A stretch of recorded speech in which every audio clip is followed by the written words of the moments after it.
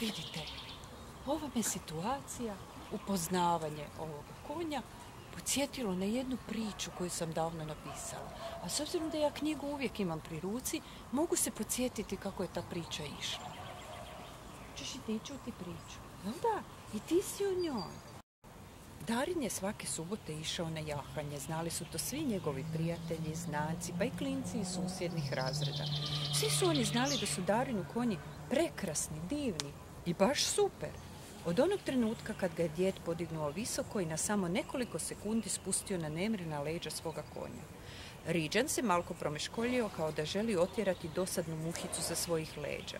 Baš je tada vjetar donio od negdje zaigrani šešir i prizemljio ga na konjsku glavu. Ja sam posudila šešir od konja sada. Konj se malko začudio i baš je napeo mišiće da zbaci sa sebe nepotreban dio opreme. Kad ga je vjetar opet dohvatio i podigao do neuhvatljivih visina. No djedove ruke nisu dale da se Darin previrne kao klada, a upravo bi tako to završilo. I Darin se nikad više ne bi približio tom, niti bilo kojem drugom konju, da se nije dogodilo još nešto s tim istim djedovim konjem. Mali je Darin, jureći za loptom po djedovim poljima i oranicama, pao ravno na put djedovu konju u kasu. No on nije mogao stati, ali je zato preskočio malenoga i potom se okrenuo i vratio ponjušiti je li dobro. U tom trenutku, kad se vlažna njuška približila njegovu licu, rođena je ljubav. Djedov je konj ostao zauvijek utisnut u Darinovu sjećanju i srcu. Već je tada u Darinovim nježnim ranim godinama Riđan bio u poznim, slično kao i djed.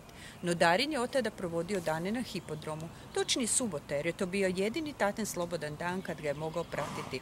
Uz neizostavno gunđanje, da bi sad već mogli subotom raditi i nešto drugo, na primjer spavati malo dulje, pa popit kavu na terasi, pročitati novine. Kad mi ne date piti kavu, a do novine i ne mogu od tebe, izbio je Darin tati sve razloge iz ruku, nakon čega je tata samo uzdahnuo i nastavio dizati prašinu drndavim puteljkom koji je spajao hipodrom s pravom cestom.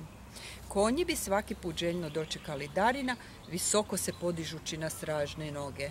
Možda je to bilo zbog svega onog šećera koji im je Darin donosio. A možda su mu se jednostavno radovali, jer širokom osmijehu na simpatično okruglu licu nije bilo lako odoljeti, niti mekanim rukama koje su ih škakljale po vratu.